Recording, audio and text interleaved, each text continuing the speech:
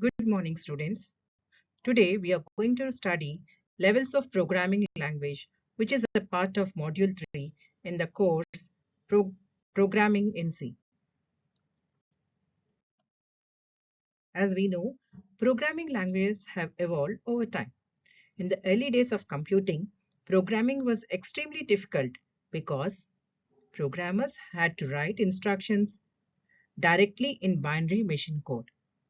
As technology progressed, new generations of programming languages were developed to make programming easier to write, easy to understand, more powerful, and more efficient. These programming languages are categorized into 5 generations based on their level of abstraction and complexity. The 5 generations are first generation language, which is of machine language, second generation language used assembly language, the third generation used high level languages, and fourth and fifth generation languages. Each generation improved the interaction between humans and computers.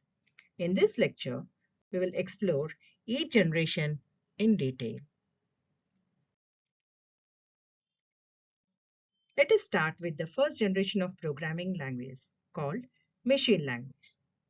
Machine language consists of binary instructions, which means instructions written using only 2 digits, either 0 or 1.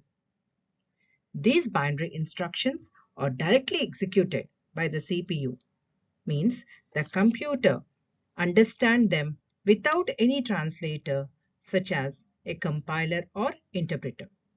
In the previous video, we have seen what is a machine language, where you're going to write code in the form of zeros and ones.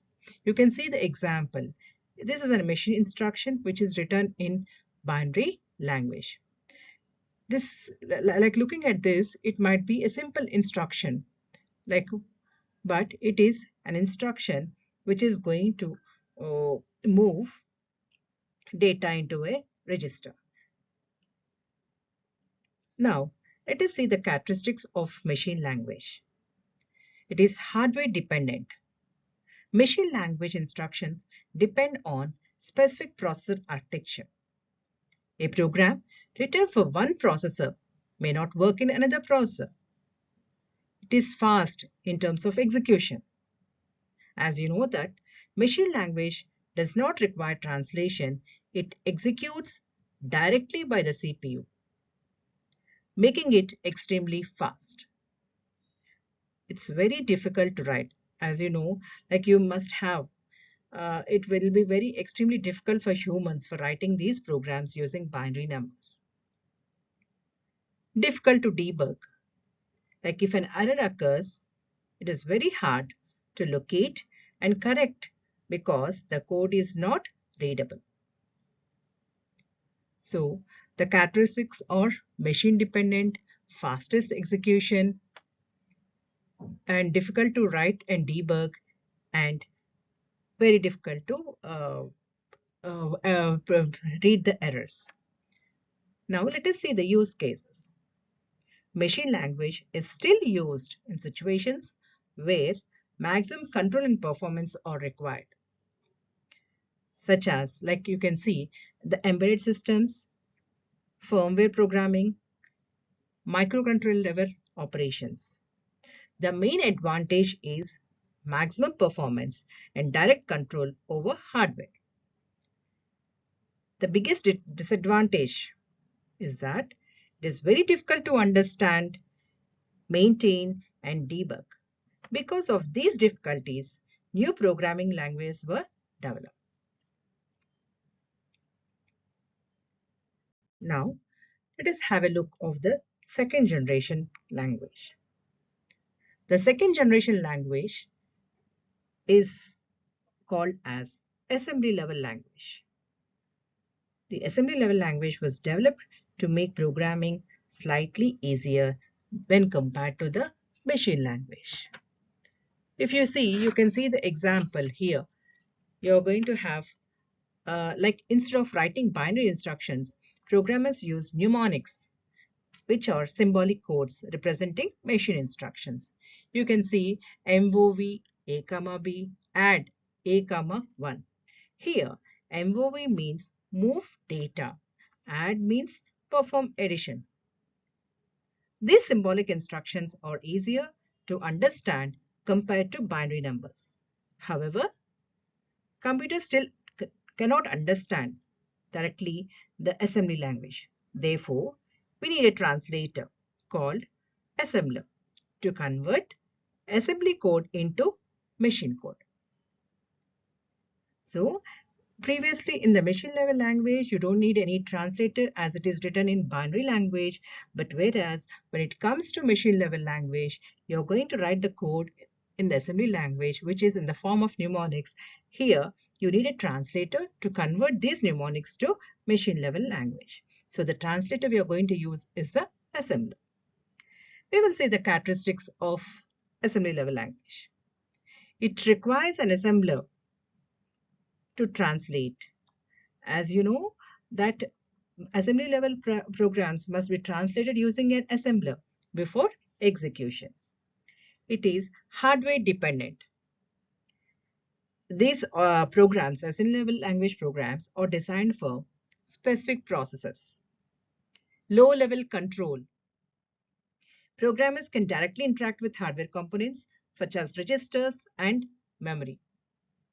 It is easier than machine language, but still it becomes complex. Now we'll look into the use cases. Assembly language is used in systems programming, device drivers, real-time systems. The advantages of second generation language, they are easier to read than machine language, and they're very efficient and fast execution. When it comes to disadvantages, even though it is easier than machine language, it is still complex and difficult for large software systems.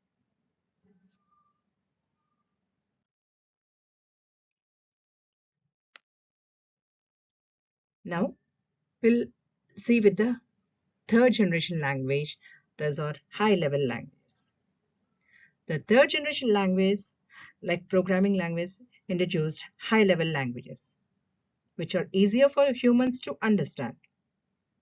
Like these languages use English-like syntax, making programming more readable and manageable. The examples include C programming language, Java, and Python. If you see an example code over here, so it is a sample program like written in C. This code prints like hello world on the screen.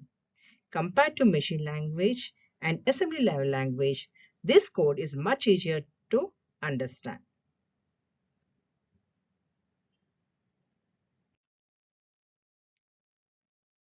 The characteristics of high level language are platform independent, means programs can run on different systems if the appropriate compiler with its appropriate compiler or interpreter is available. And they are easy to learn and write. The syntax resembles human language. Structured programming. It is going to support structured programs, like programs can be organized in different modules and into functions and modules. And it requires a translator. High-level language must be translated using compilers or interpreters. As in the previous video, we have seen the differences between the compiler and interpreter. Compilers compile the entire program at once and produce the errors, whereas interpreter, it checks each line. If it is error-free, then it goes to the next line. Use cases. High-level languages are widely used for application development, web development, scientific programming. Like as you know that they are very easy to write and understand. That is one of the main advantages. And they're portable across platforms. Easier debugging, and maintenance. When it comes to disadvantages, programs written in high-level languages are slightly slower than lower-level languages. Why? Because they require translation.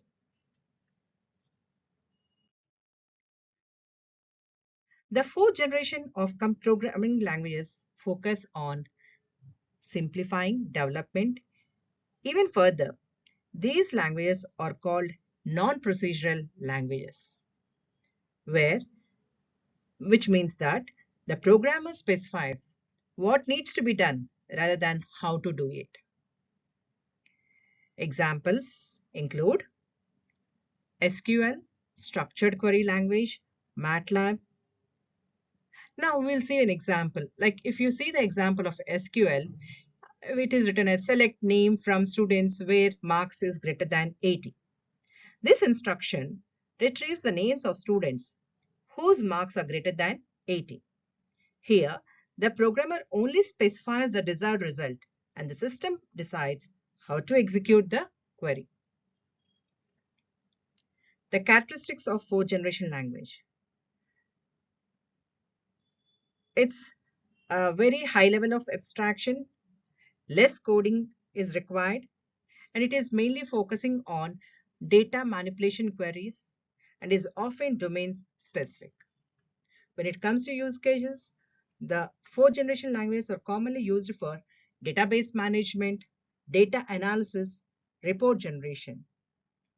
Advantages of fourth generation languages are faster development and requires minimum coding effort. Disadvantages. It has less control over program execution and it has limited flexibility for complex algorithms. Now, the fifth generation of programming languages focus on artificial intelligence and logic programming.